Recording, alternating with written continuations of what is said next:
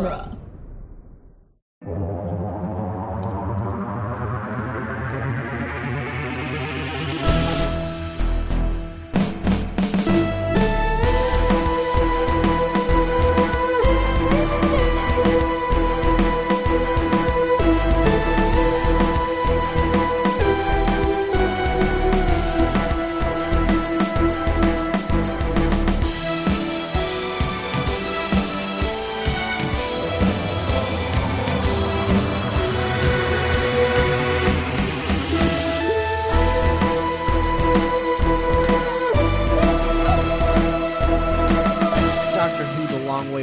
The weekly podcast where we review and discuss every episode of Doctor Who, one doctor at a time. I'm Scott Corelli. I'm Cassandra Fredrickson.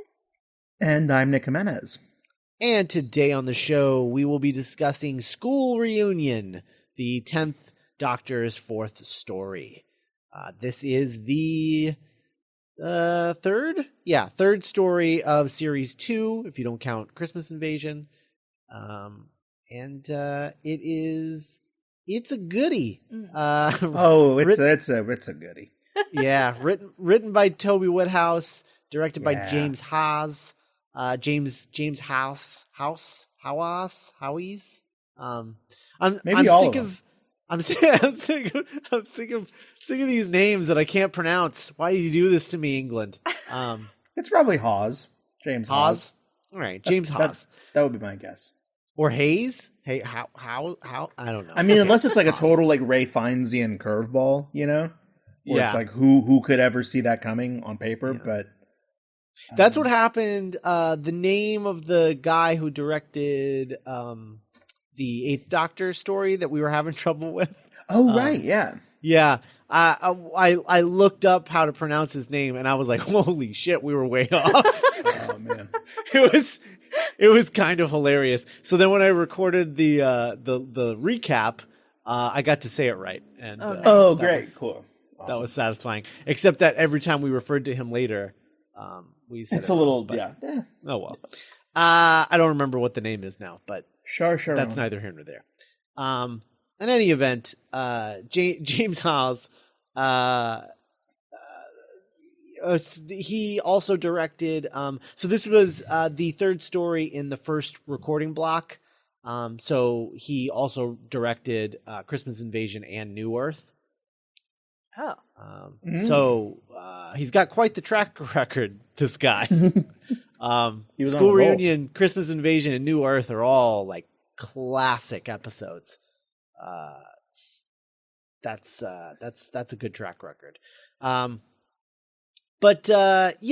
this story basically originated with two things. So one, in the original pitch document that Russell T Davies put together for Doctor Who, there were two elements in it. One was that he had the suggestion to bring K9 back because he wanted to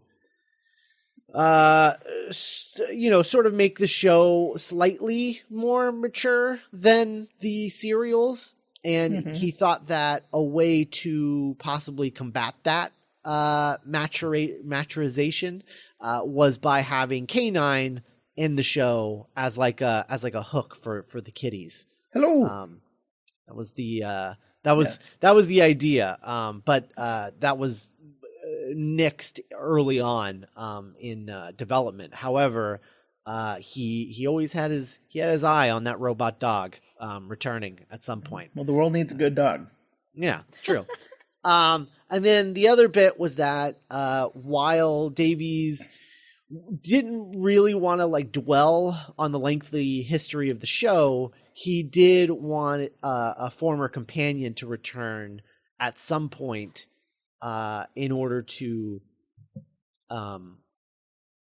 just sort of like, prove to like old school fans that like, we're taking everything into account. Mm-hmm.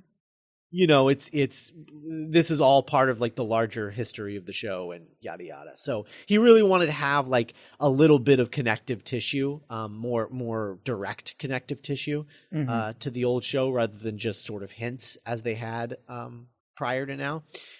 Originally, he thought he would wait until season 3 because he felt, we got a brand new show. We don't want to get navel gazy already in season 1. And then season 2, his original thought was like, well, now we have a new doctor. So again, like we need to focus on that and not gaze at our navels. But so he was saving it for season 3, but then had a change of heart because he just did.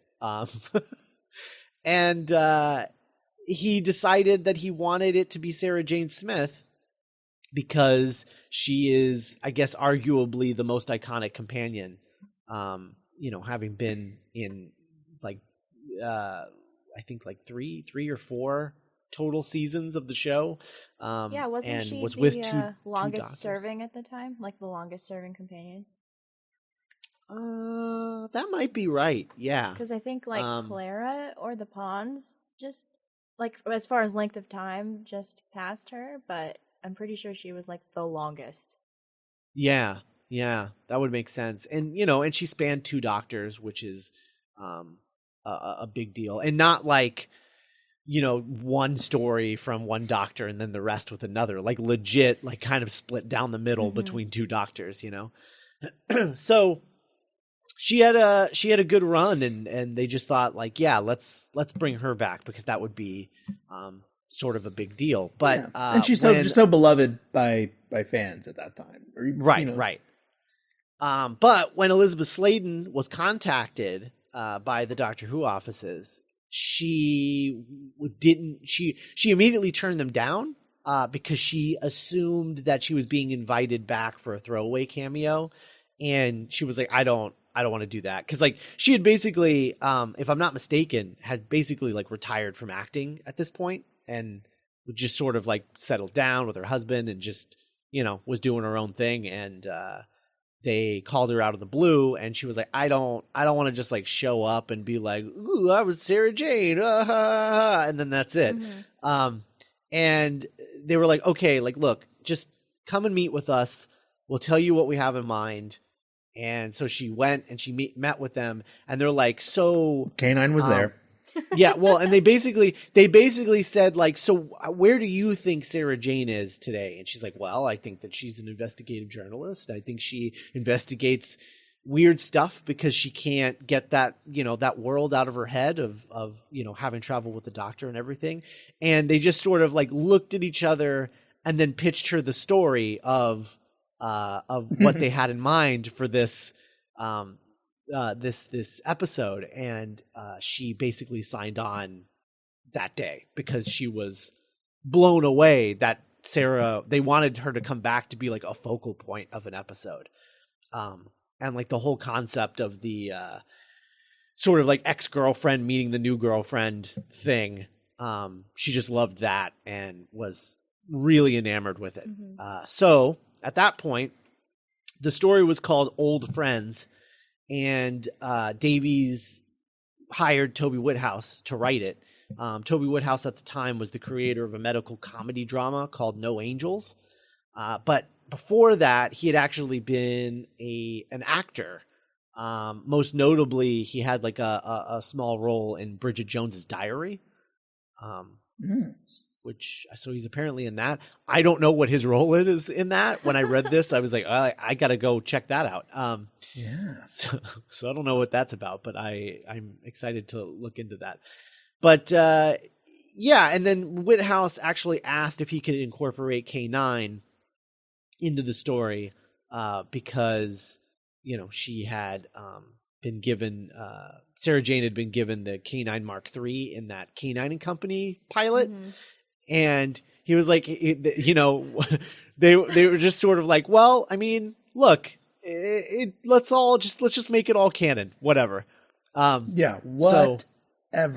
Yeah, whatever. Let's just make it all canon. Doesn't matter. So they gave her. He wrote K9 into the story. Originally, it was going to take place at a military base, but it caused too many script issues, like of them having to like bend over backwards to get people into places. And Davies suggested to make it a school.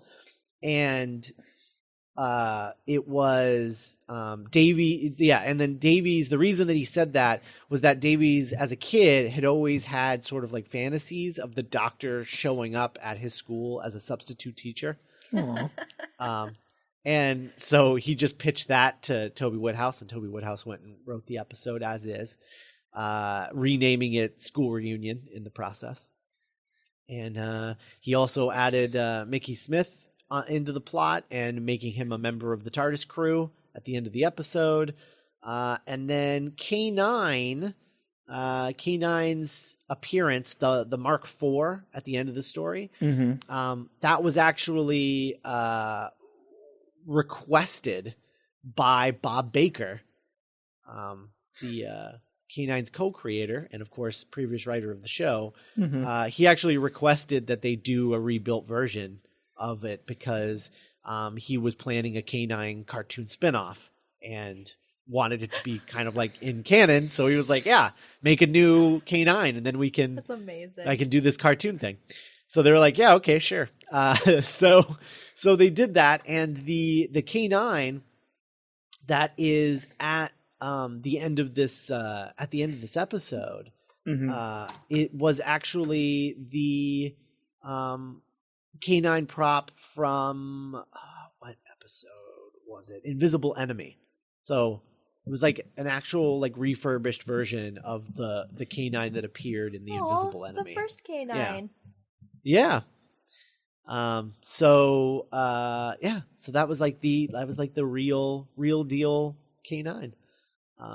And then let's see and we would all go on to watch the spin-off Australian series from 2009. The Adventures of K9. No, so the one sad bit that happens in this process, which is really just, it's a bummer, but the school exploding at the end of the episode. Scott, what? Okay, I'm just raising. Okay, go on.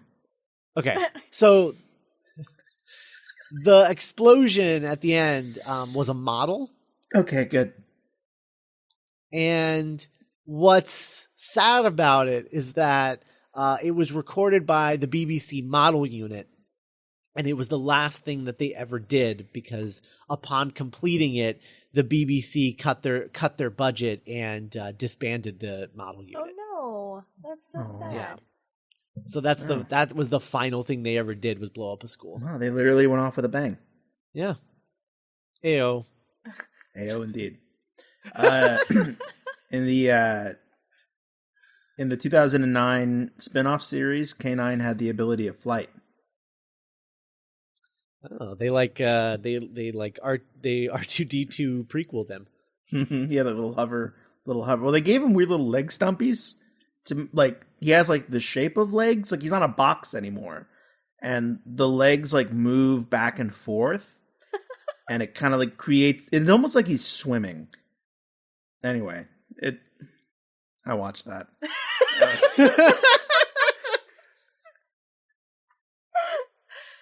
Oh my god! Speaking of things we watched, School Reunion. Okay, so first of all, and then this is a bit of background, but it's just like a personal bit of background of like my own personal memories because this wasn't covered in the stuff that I read, but I remember it. Yeah. At the time that this, because neither of you were watching this early on as it aired, right? No. Yeah. Well, yeah, I was. But you were watching it in America, right? On Sci-Fi, yeah.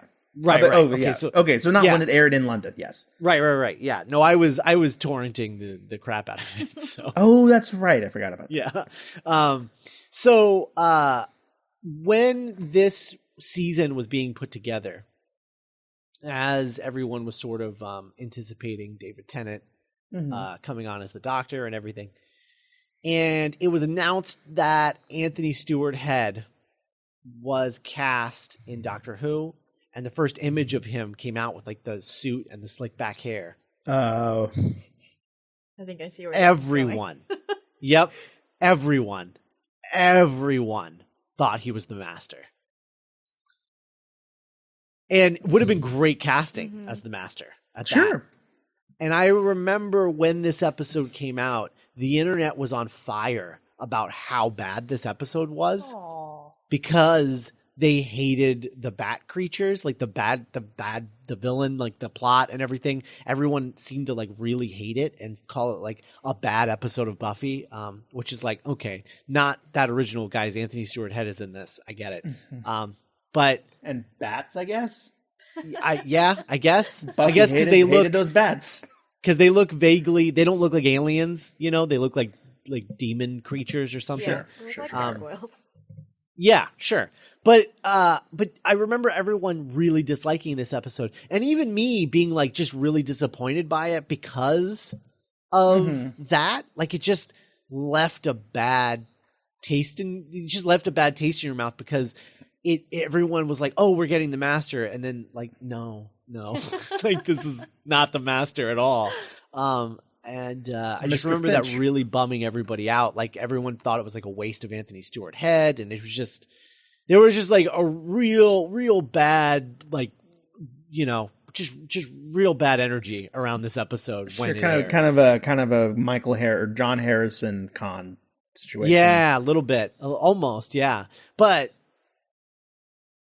now that we're like far removed from the actual like events of like what led to this, and we can just look back on the episode as it stands, this is just such a good episode of Doctor Who. Yeah. We're now in, this is an episode that is very nostalgic for me. This was one of the first episodes that made me fall in love with the show. It's what made me fall in love with K9. It was like my introduction to Sarah Jane, and it was also kind of my first, not to quote another beloved science fiction franchise, but it was my first step into a larger world. It was when I was first made aware of like Doctor Who having a legacy that's like older than me. And I remember being like, oh, that's actually really cool. And even though I had no nostalgia, I imagine this must be what it was like for a 11, 13-year-old to watch like Force Awakens. Oh yeah.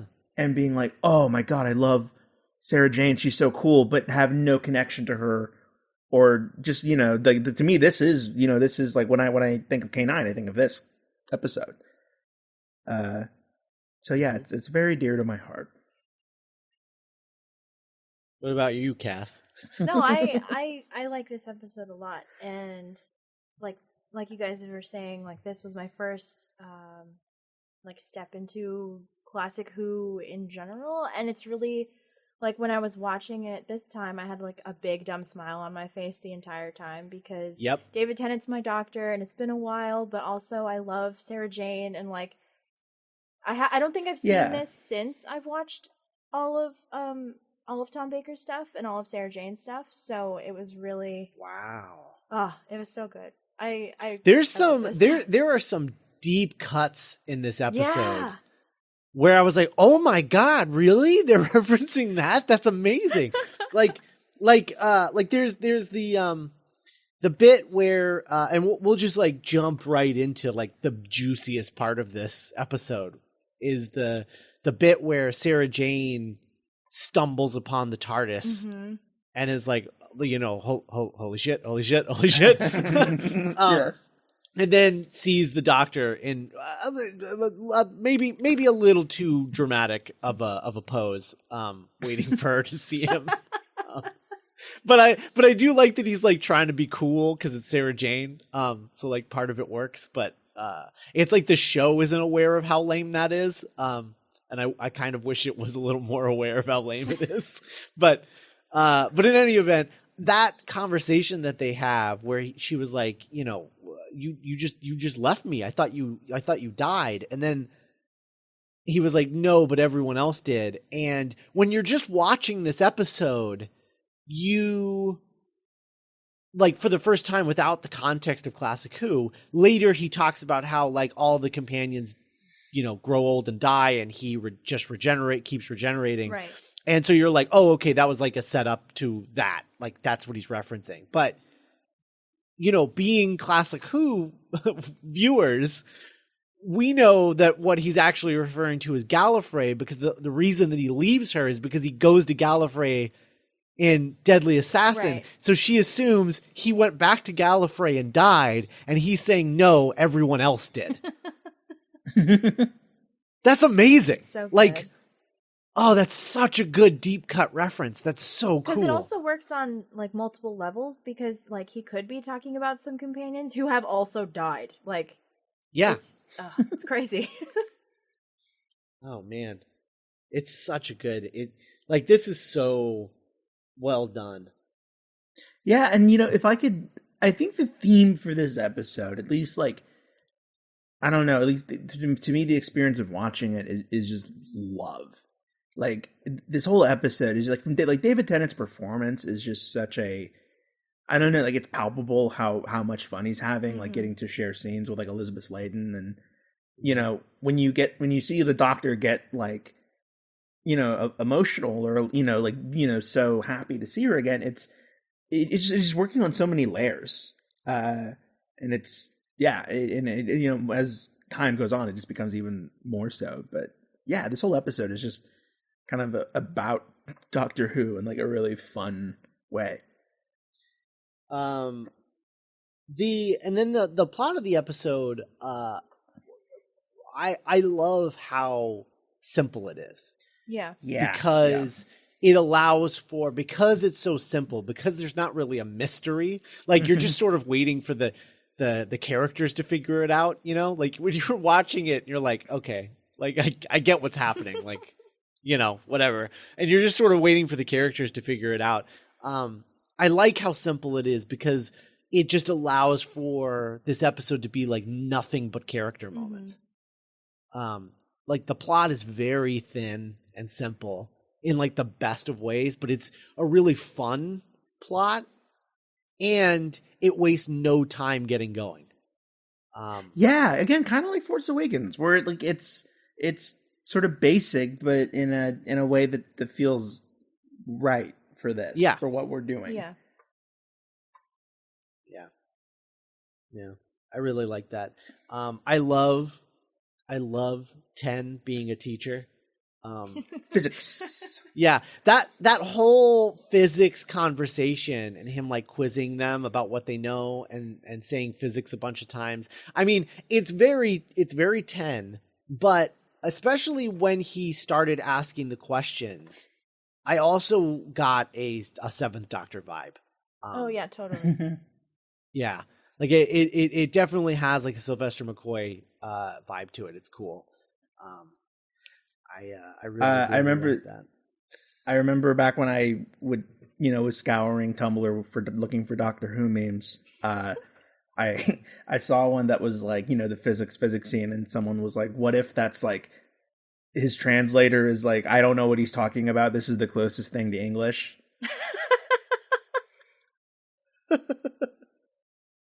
And that's all the school children can understand. It's just the word physics. That's really funny. Physics. I don't even know how he says that 3 times fast. That's 10 would have crushed 12's job.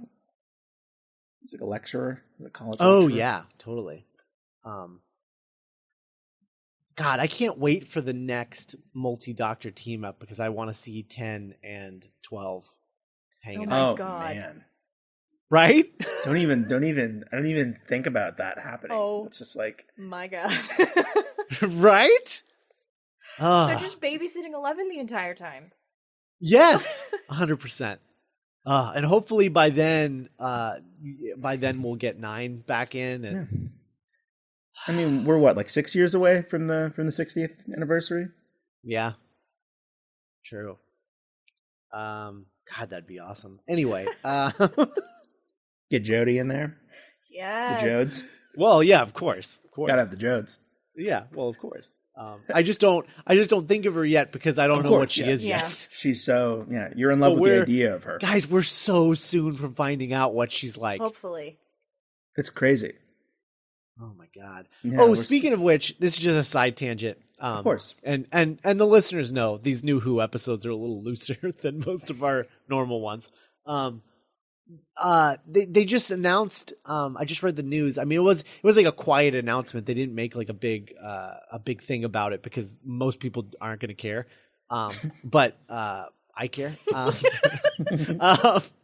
So they announced on the tech side of the new show, they are shooting it with ARRI cameras, which are cinematic cameras. So they're actually their goal is to make it so that every episode in the new series looks like you can play it on the big screen with and it won't look like a TV show at all. Oh, that's awesome. Oh man. Yeah. That's crazy. Do you guys have any plans to see Twice Upon a Time in theaters? Depends on when we record. If we record after it's in theaters, I might go, but if we're recording prior to that, probably not, just because I'll have already probably watched it like 3 times. Mm-hmm.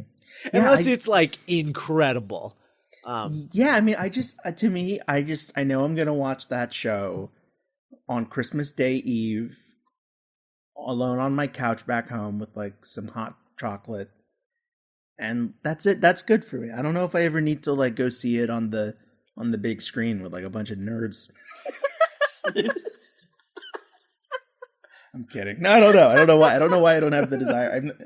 I didn't see Deep Breath. I didn't see Day of the Doctor. Mm-hmm. Yeah, I haven't seen any of those on the big screen either. I guess it would be cool. You know what's weird is like I didn't see. Here's the thing. Okay, so, are you about to tell us you haven't seen like a really big episode of the show?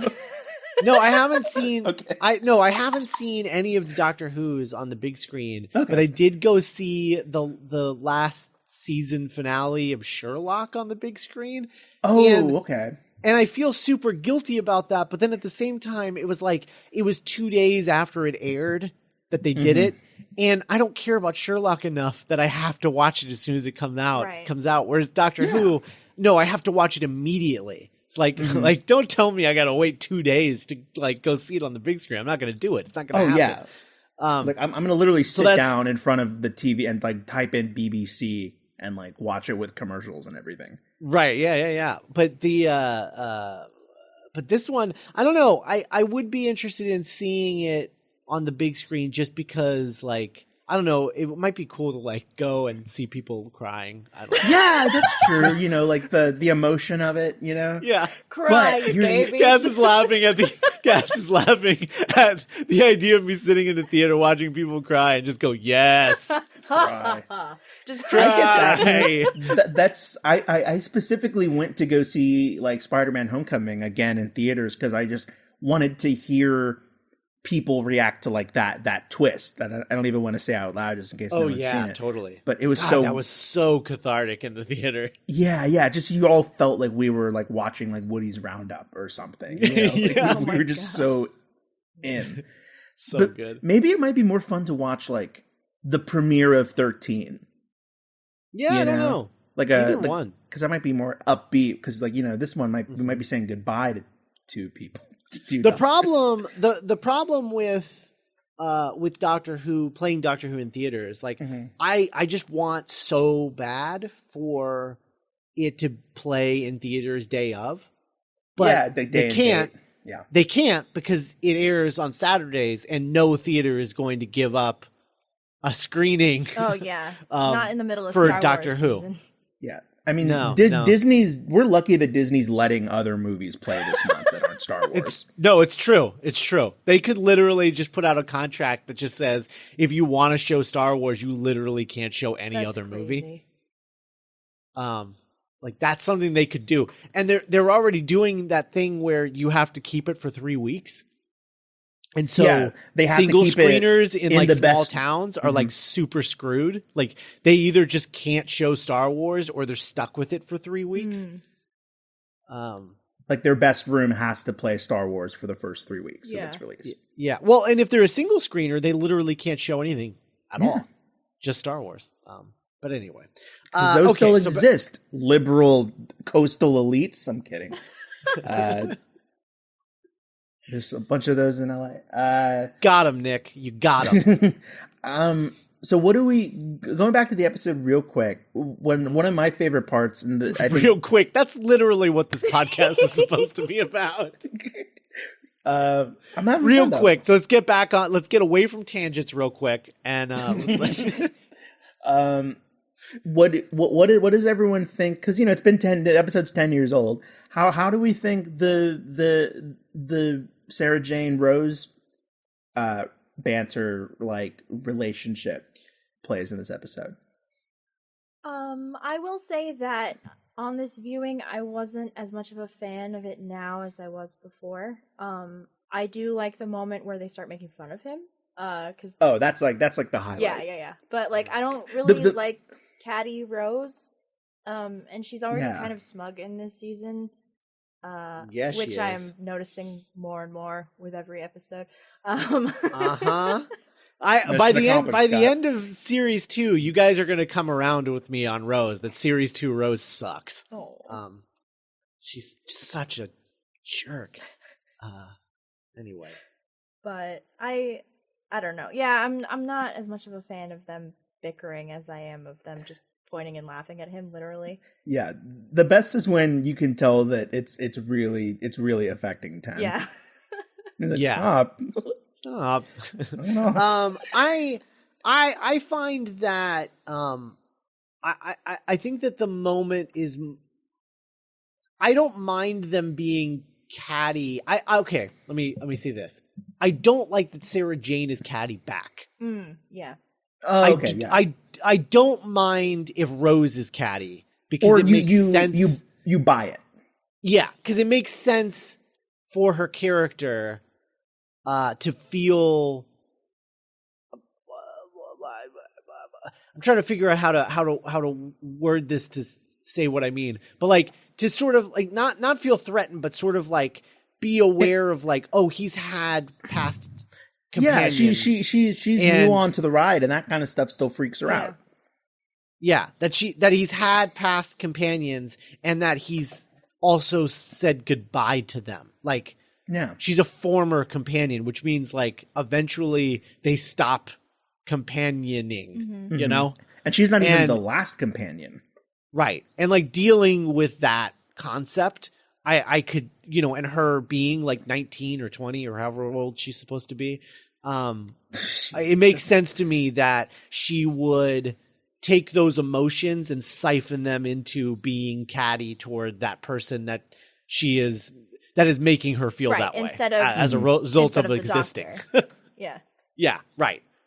But then when they have that moment, then it all shifts back to the doctor in like a playful way, and then that would work. My issue is just completely centered around Sarah Jane like feeling threatened by like him having another companion and her being young. I mean, it's like, I don't know, like, dude, it's been like 40 years, and for him, you don't even know. Like, like no one does. I don't even think he knows. Like it's probably been like 1,000 years. Like, you don't think he's traveled with anyone else in that time? Like, come on. Yeah, you can see that Sarah Jane is just, in some ways, she's been allowed to outgrow the doctor. Right.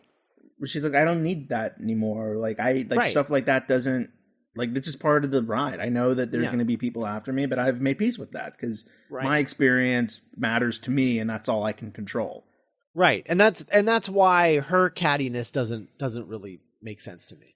I think I can kind of understand it though, because part of her character arc in this is her coming to terms with the fact that she should move on. Like part of her hasn't yet. Like part of her is still waiting. So I think that it makes sense because that's the part of her that's like, oh well, he never came back for you. She's like Kirk trapped in the Nexus.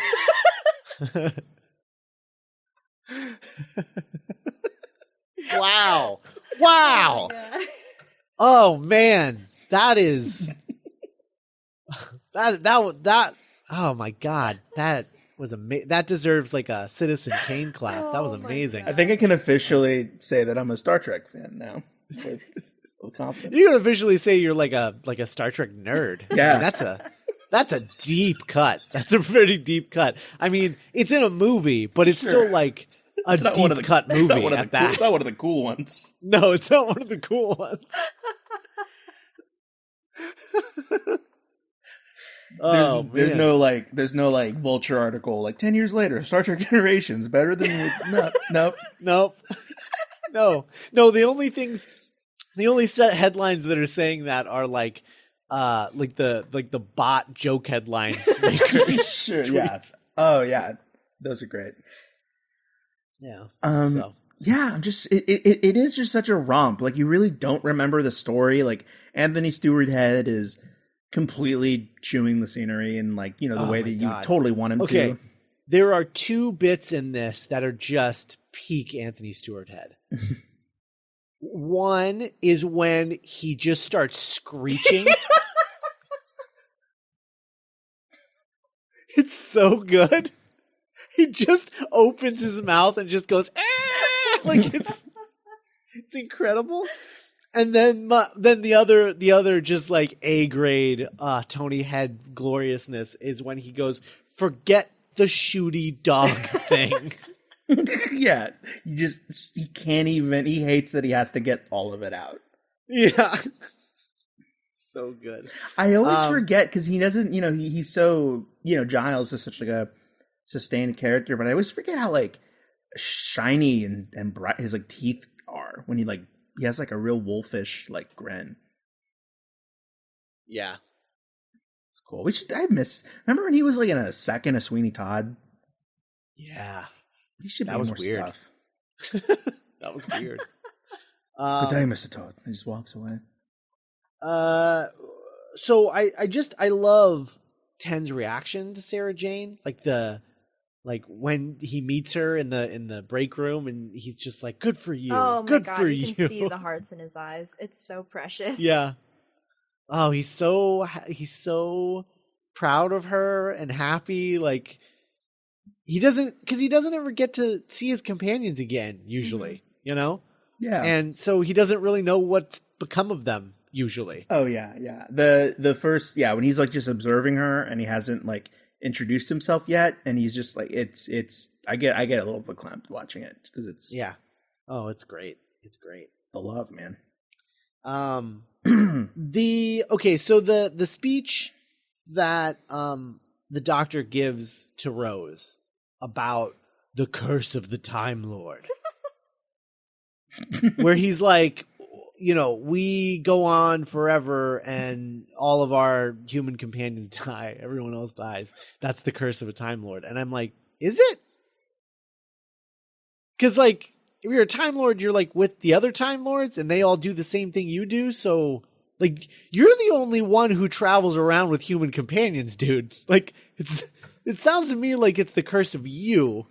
Well, not the curse of the Time Lord. If you want to get really, really technical about it, Susan is not a Time Lord. So, I mean, if your family is not a Time Lord, they die, and you don't. So, okay, so is that a real? So that's like the real canon thing. When do they explain all of that in the show? I don't know if it's like canon, but like Susan is still a big question mark for me in general. Yeah, because like same. And I've watched all of it, and I'm still like, I don't understand how any of this works. I don't know if it's canon or fanon or whatever you want to call it, but like from what I understand, like there is like a society, like there's a difference between being a Gallifreyan and being a Time Lord. And being a Time Lord means you have access to all of this crazy time magic that doesn't make any sense. And then if you're a Gallifreyan, you're just an alien that lives on this planet with these gods. So I don't know, it is kind of a curse, because like if you can't die, like that sucks. Like everyone you care about is just gonna. And if it's not even if it's not even a species specific, but a sub part of your own species, which isn't something I really think about. But the thing about the thing that like the monologue that he's giving to Rose, though, I don't know. I guess the thing that bothers me too is that like he's like, yeah, no, like Time Lords never die, and I'm like, no, dude, they're literally all dead. Like all of them are dead. Like you were just talking about that like 5 minutes ago. Oh, it's the curse of the Time Lords, Rose. We're all just so apathetic. aloof. They're so apathetic and boring and high collars. Why do I miss them so much? Anyway, it's just a weird. It's one of those moments in the Russell T era of the show, specifically because it doesn't. Eccleston never quite gets as like gothic and romantic as David Tennant does occasionally. Who does? And true, and this is like one of those bits where it just feels a little forced and it bothers me. Because it really just sounds like he's a vampire. Like it doesn't sound like he's a Time Lord. It sounds like he's a vampire. Say it out loud. The vampires and the Time Lords who once went to war with each other. Yeah. Oh my gosh. That's an actual thing. Bring Nick. that back in like this That's season. That's an actual real thing. There's so much I haven't seen yet. Yeah. So good. So I don't know. This monologue bothers me because it just feels a little angsty in a way that I'm not. Yeah, I'm always. into. I mean, angsty 10 is not my favorite flavor of 10. Like I made peace with it because it's it's in the past, but I always am more a fan of like Hugh Grant, like leading man 10. Mm-hmm. God, you just gave me flashes of Curse of Fatal Death, and I'm just sorry. remembering I don't know what that Hugh is Grant as the Doctor, and I'm like, right. and Broadbent. Oh my god. Hello. Yeah. Broadbent, Hugh Grant. Who else was the Doctor? I mean Atkinson, obviously. But, Mm-hmm. anyway. Now, a lot of Richard Curtis people in that special. now Weird. I'm really upset that Anthony Stewart Head was never the Master. See? Now you know how we all felt Because, when we were like, watching this as it There's that aired. scene where he confronts him in like wherever the gym or the pool or whatever with like the cool lights, and then he's just like doing the monologue evil thing, and I'm like, oh man, that's so good. And now everyone thought he was the Master up until watching the episode, because even in the trailer, everyone was like, because I think there's even a moment where he screeches or something in the trailer, but I remember everyone being like, well, I mean, the Master turned into a cat once, so whatever. Like, that's fair. Yeah, weird. He was like a snake blob in the TV movie. Like, whatever, it happens. He looked like a melting grimace. So, it's oh man, like if Ronald had to melt down the grimace. Yeah. It literally, and I remember people being like, I kept waiting for them to make the twist that he's actually the Master at the end, and it never happened. And yeah, everyone was very disappointed when he blew up in the school. Why does the school blow up? Because that was also a fantasy Russell T Davies had. The Doctor would blow up his school with all the teachers. I think they did. I mean, honestly, I'll tell you exactly why. I literally think it blew up because Toby Woodhouse thought of the line, "You're a bad dog, affirmative." Kaboom! Just lighting a cigarette, because middle finger to everybody. Because that is the most badass thing K9 has ever done in his entire robot dog life. Oh man. Just spitting a death's eye. Oh man. So good. So good. Yeah, K9, this is some good K9. Man. Yeah. Good K9. Good Mickey too. Honestly. Oh yeah. No, I we were talking about secret quotes like off mic a little earlier, but yeah, like I remember being in high school and using "I'm the little robot dog" a lot. Because I felt like that a lot in high school. Oh. That's why I love K9 so much, guys. He is adorable. Well, he is. But he can't fly. I don't know. Like, why is he so cute? He's a. I know. I don't even like robots, and I love K9. I would die for K9. He's just oh my God, he's a stupid little robot He's thing. a box. And yeah, he's a box with like a vaguely dog-shaped head. And he doesn't even emote. Like there's like the only thing he does, his little tail and his ears will Like turn Twitch. around. Yeah, they'll twitch, and that's it. That's all he does. But when they do in this episode, it's like the greatest thing ever. Like, I when know. his little I know. robot tail. I know. I don't know how it happens. It's amazing. I think it's just because it looks like a robot that a child would draw. That's true. I'm sure the creators of K9 appreciate that. Sure. So this I have two more things in my notes. One is when the doctor and Rose sort of invite Sarah Jane to be a companion, and she turns them down, and then Mickey's like, "Oh, can I do it?" And the doctor's like, "Yeah, okay, sure." And Rose is like really annoyed. Mm-hmm. That is like, Rose is all well and good in Christmas Invasion and in New Earth, and then she starts losing me in Tooth and Claw with the whole like disrespecting the Queen thing, and then this is where I'm just like, oh, I don't think I like Rose this season. It's here. That moment where she's like really annoyed, especially when she was like flirting with Mickey earlier in the episode, where she's like, he's like, yeah, that's why I called you, because there was a UFO and it seemed weird and I thought you guys might want to know. And she's like, oh, I thought you called me, just because you wanted to see me. And he's like, well, I mean, whatever. That's cool too. But like, she's like literally like flirting with him. Like I really don't like how she treats Mickey. I really don't. It's kind of gross. Mickey is just, they really never got a handle on how to write for Mickey. Or like, I don't know, it seems like on an episode by episode basis, Mickey's role or relationship to the team like seems to be in flux. Mm-hmm.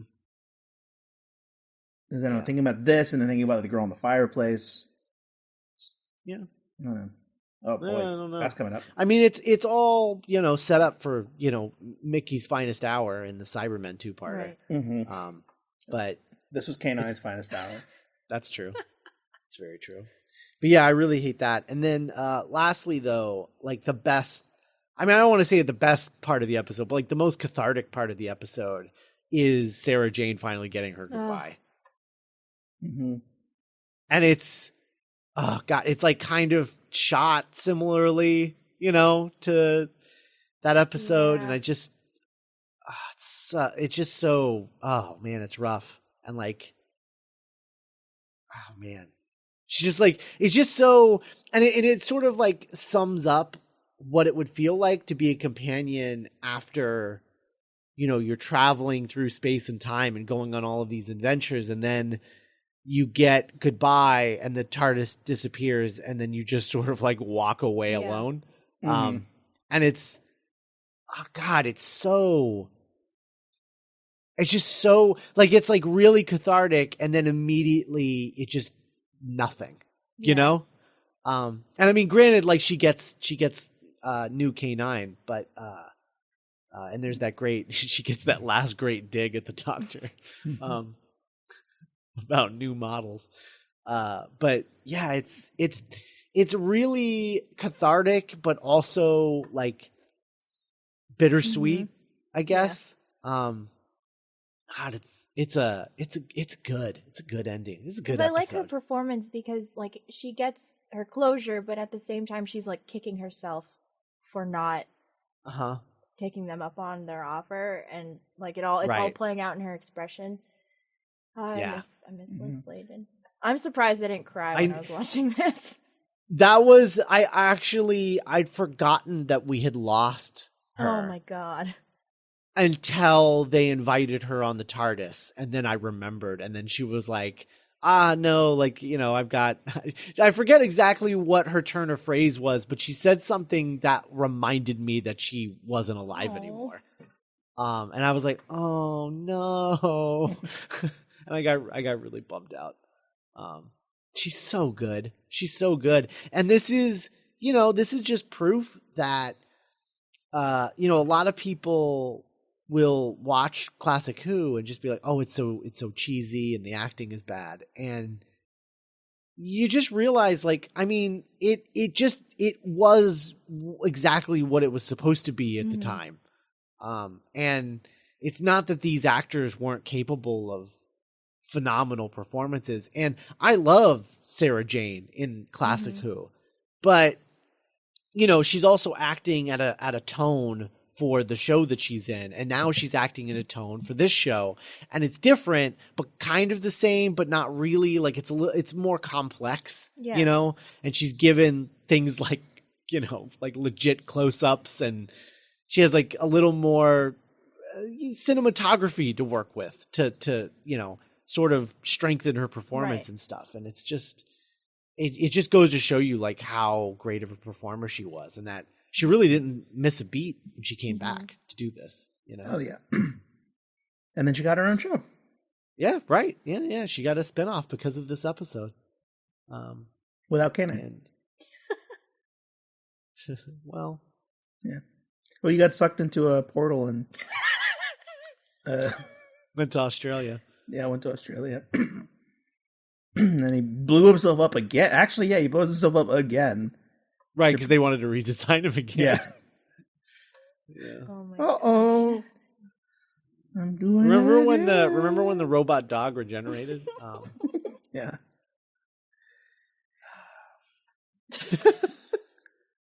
my Nick's just greatest, sighing wistfully. My greatest adventure. All right. Well, I think that's all we got here. I think we're done here. Yeah. All right. Well, we're going to be back next week to talk about Time of Angels, Flesh and Stone, which should be an interesting conversation. I haven't watched that episode in a while. I can't even remember the last time I watched it, actually. Yeah, it's not one that I will choose to go back to, but I'm looking forward to going back to it for the podcast. Yeah, that's what we're going to do next time, and I believe we will have a guest. Hooray.